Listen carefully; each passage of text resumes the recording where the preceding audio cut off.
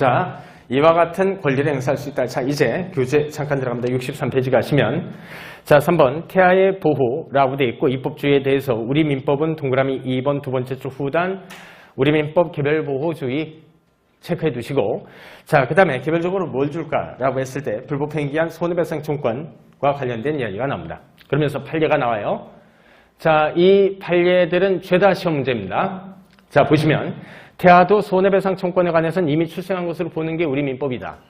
그런 바 부가 교통사고로 상해를 입을 당시에 태아가 아직 출생치는 않았다 해도 그 뒤에라도 출생을 한 이상 부의 부상으로 인해 입게 될 정신적 고통에 대한 위자료를 청구할 수 아까 있다라고 얘기를 했었죠. 자, 그런 판례 하나. 두 번째, 교통사고의 충격으로 태아가 동그라미 치십시오. 조산이라고 하는 것은 출산입니까? 사산입니까? 출생은 하신 거죠. 그렇죠? 아까 이야기했었죠. 이 모든 것의 전제는 아기가 출생했었다. 아셨죠? 라는 것을 전제로 해야 된다고요. 그래서 조산이 되었으나 어찌됐건 출산된 것이고 그런데 아기가 그 사건 때문에 제대로 성장치 못하고 얼마 가지 않아 사망을 한 사건이 발생했다면 위 불법행위는 한편으로는 산모에 대한 불법행위과 동시에 한편으로는 태아 자신에 대한 불법행위라고 볼 수 있으므로 따라서 죽은 아기는 생명침해로 인한 재산상 손해배상 청구권 동그라미 치십시오. 있다고 해야 될 것이다. 만약에 이 사례에서 시험 지문에 사산이라고 하는 글자가 나오면 있다가 아니라 없다로 바뀔 수밖에 없어요. 아셨죠? 자, 그 정도 확인해 주시고요. 그 다음에 64페이지로 가신 다음에 상속권 인정된다. 그러면서 대습상속 유리분권 다 인정된다. 라고 되어 있습니다. 각 간단히 체크해 두시면 되고.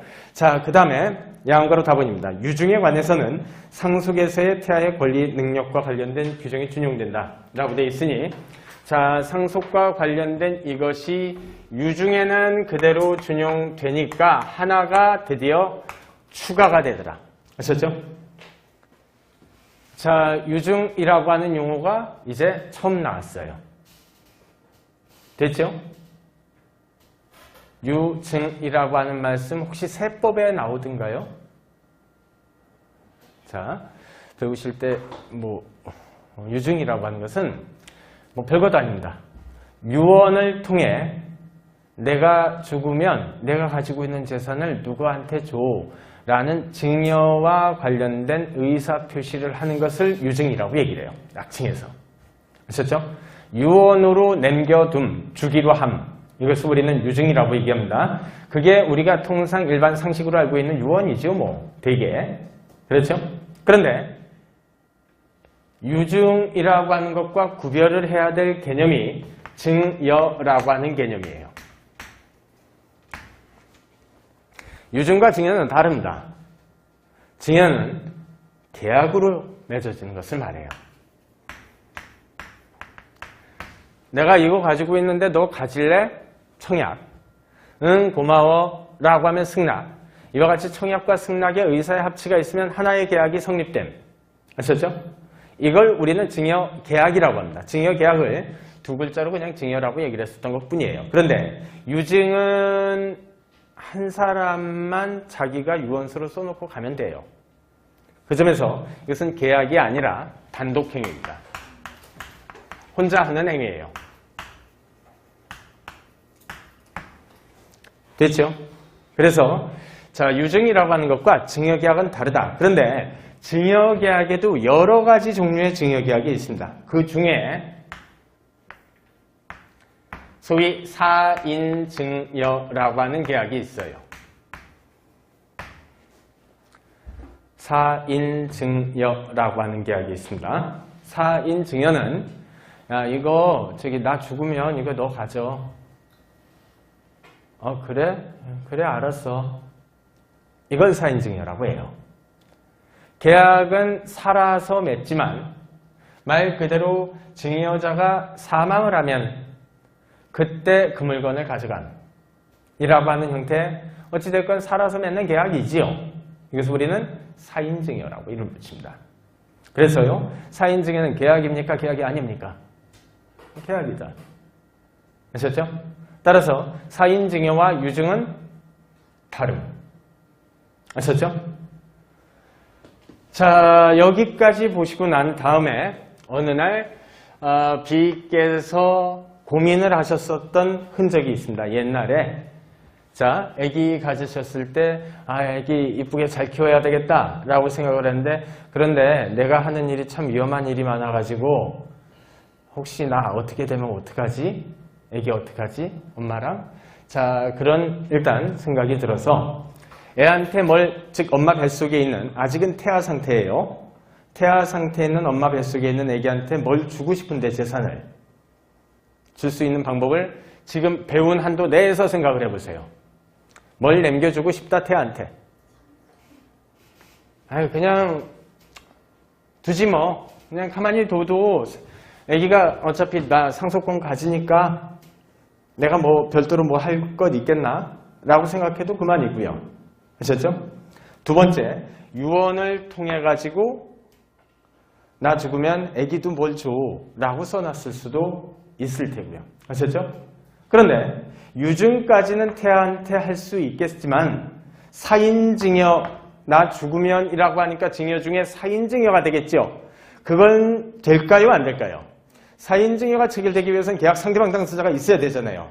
받을 아기는 태아 상태에 있기 때문에 태아랑 계약을 체결할 수 없고, 두 번째, 우리 현행법제상 태아를 위한 법정대리인 제도는 마련되어 있지는 않습니다. 그러니 그 엄마인 A를 대리인으로 하여 이 사인증여 계약을 체결할 수도 없어요. 됐죠? 그래서 사인증여나 증여계약을 통해서는 애가 뭘 가질 수 없다. 요게 자꾸 시험 문제예요. 됐죠? 자, 그래서 양구로 답은 유증, 그 다음에 양구를 답은 부가 인지는 알 수 있다. 그 다음에 양구로 답은 하지만 태아가 인지 청구권 타이틀 옆에 X 처리해 주시고요. 타이틀 옆에 그냥 X 처리해 주시면 됩니다. 그건 없고, 그 다음에 문제는 양구로 답은 사인증여, 바로 요거다. 자, 타이틀 옆에 X 처리해 주시면 됩니다. 자, 판례 보시면 증여는 옛날 법 하에서도 계약이었다. 따라서 수증자라고 하는 것은 받는 사람을 수증자라고 얘기를 합니다. 주는 사람을 증여자라고 표현을 하고, 자, 받는 수증자의 승낙이 요건으로 되는 바이므로 계약이니까 태아에 대한 증여에 있어서도 태아의 수증행위가 필요하다는 것인데, 구법하에서 개별적으로 태아의 권리능력이 아무리 인정되게 보호를 해준다 해도 그 권리능력은 태아인 동안에는 아직은 없고, 묶어주십시오. 태아인 동안에는 없고 살아서 나중에 출생하면 묶어주시고요. 살아서 출생을 하면 문제됐던 사건의 그 시기까지 소급해서 그때 출생 묶어두시면 됩니다. 소급하여 그때 출생한 것과 같이 법률상 간주되었던 것이다. 따라서 징역 같은 쌍방행위가 아닌 손해배상 청구권의 취득이나 상속 또는 유증의 경우로 유추해서 태아에게 수증 능력을 인정할 수 없는 것이다. 아셨죠? 유증이랑은 다르다라는 소리입니다. 그러니 태아랑 계약을 체결할 수는 없다. 아무리 사인증여라고 해도. 됐죠? 요 판례는 별표 무한대예요. 자, 그 다음에 우리가 배우지 않는 영역이 있습니다. 민법 정책에서는 다루지 않는데, 계약법 총론 부분, 채권법 강론에 나오는 계약의 유형 중에 제3자를 위한 계약이라고 하는 것이 있습니다. 계약이라고 하는 게 계약을 체결했었던 청약자, 승낙자 두 당사자가 조차고 체결하는 게 계약일 텐데, 오히려 이 계약의 효과를 다른 제3자가 받는 경우들이 있더라. 우리가 알고 있는 생명보험 같은 게 그런 거예요. 아셨죠? 보험계약자가 일단 자신을 피보험자로 해서 자, 일단 생명보험을 들어놨다. 그리고 그분이 사망을 하시면 생명보험금을 보험 수익자로 지정된 분이 가져가신다. 이게 제3자를 위한 계약이라고 부를 수 있습니다. 아셨죠? 그렇다면 아까 이야기했었던 바와 같이 태아한테 뭐 남겨주기를 위한 방법 중에 제3자를 위한 타인을 위한 생명보험 계약을 체결하면서 보험 수익자란에 태아 가명일 텐데 어찌됐건 태아를 써놓을 수 있겠느냐? 있습니다. 아셨죠? 자, 그래서 제3자를 위한 계약에 그 제3자가 태아는 될 수 있으니까 받을 수 있을 것이다. 아셨죠? 보험금을. 자, 그 정도 확인을 해 두시면 됩니다.